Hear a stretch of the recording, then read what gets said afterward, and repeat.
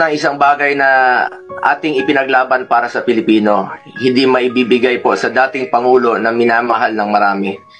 Ganyan ba po ang dapat na trato sa taong minahal ang bayan at minahal din ng taong bayan? Ilang beses na po nagsinungaling si now Brigadier General Jean Pardo. Sana po, ma'am, bilang spokesperson, totoo lang po ang sabihin mo, alang-alang sa bayan. Your duty is to be loyal to our flag and to our country. Minahal namin kayo ni dating Pangulong Duterte.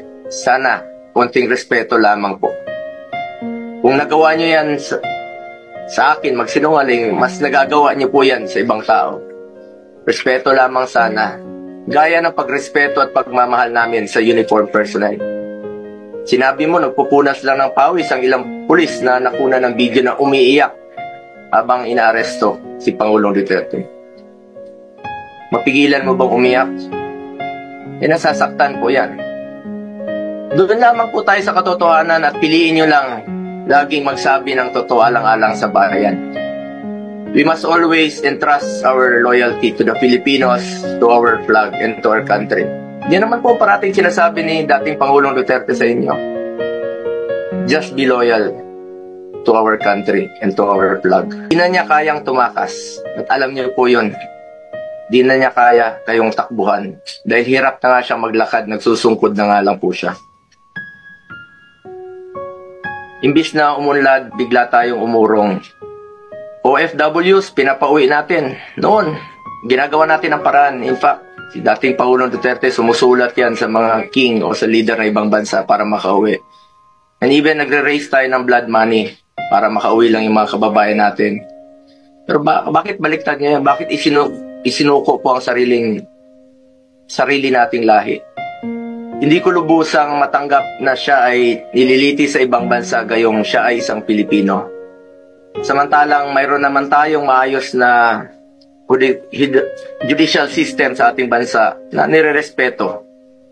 Kung consistent po ang gobyerno sa posisyon na ito na hindi kilalanin ang jurisdiction ng International Criminal Court, bakit hinayaan po nitong ma-implement ng warrant of arrest ang Interpol mula sa isang korte na hindi naman natin kinikilala? Ang issue na ito ay hindi lamang para kay Pangulong Duterte. Ito ay mahalagang usapin sa soberanya ng Pilipinas ang nakataya dito.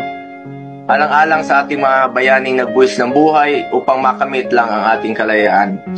Alang-alang sa ating ngayon na patuloy na inaalagaan ang ating soberanya upang ang ating mga anak at mga anak na ang ating mga anak ay mamumuhay ng isang bansa na malaya at irerespeto ng ibang bansa. Pakasakit po sa dibdib na pagkatapos niya isakripisyo ang kanyang sarili para sa kinabukasan ng ating mga anak at ng bawat Pilipino. Imbis na ibigay sa Pilipino ang paghusga sa mga ginawa ni dating Pangulong Duterte na paglaban sa droga at kriminalidad, sadly, hindi po ganun ang nangyari. Pilipino po ang dapat humusga sa totoong sitwasyon sa bansa. Kung mas nakakalakad na po ba ang ating mga anak noong panahon niya, hindi po nasasaktan, hindi nababastos. Kayo po ang humusga. Pilipino po ang dapat humusga. Marami pong nasaktan na Pilipino. Salamat po.